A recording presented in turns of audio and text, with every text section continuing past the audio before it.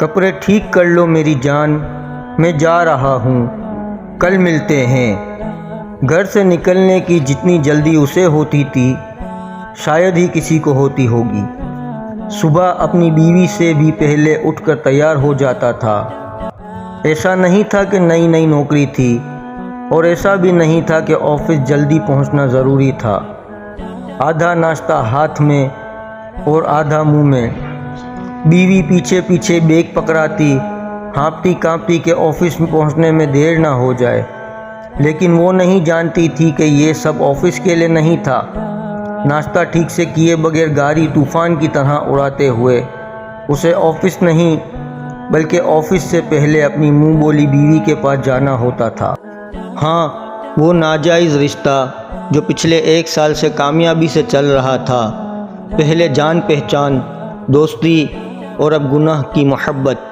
سلیم نے اپنی بیوی اور ریما کے شوہر سے چھپ کے یہ تعلق بنا رکھا تھا، اور یہ رشتہ اپنی ساری حدیں پار کر چکا تھا۔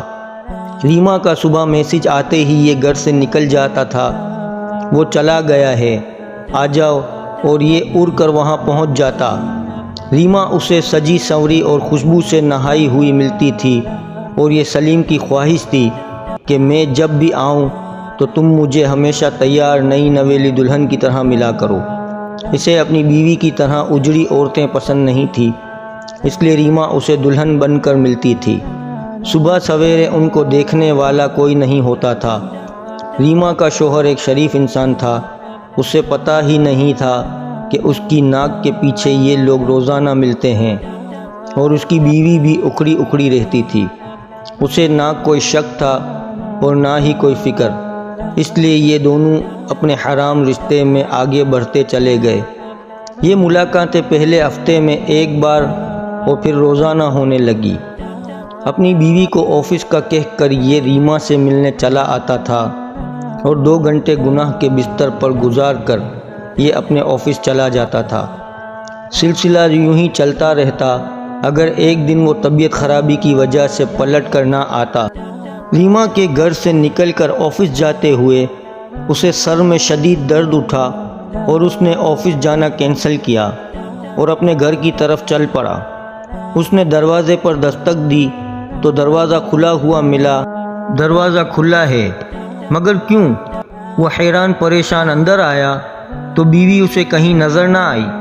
اندر سے کچھ آواز آئی تو وہ بیڈ روم کی طرف جانے لگا۔ اتنے میں اس کی بیوی اندر سے بولتی ہوئی باہر آئی، آ جاؤ، کب سے دروازہ کھلا چھوڑا ہے، اور سلیم کو دیکھ کر کھٹک گئی۔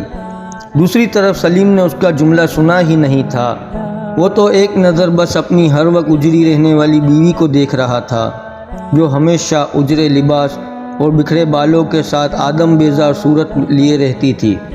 اس وقت ایک دلہن کا لباس پہنے، خوشبوؤں میں بسی ہوئی اس کے سامنے کھڑی تھی۔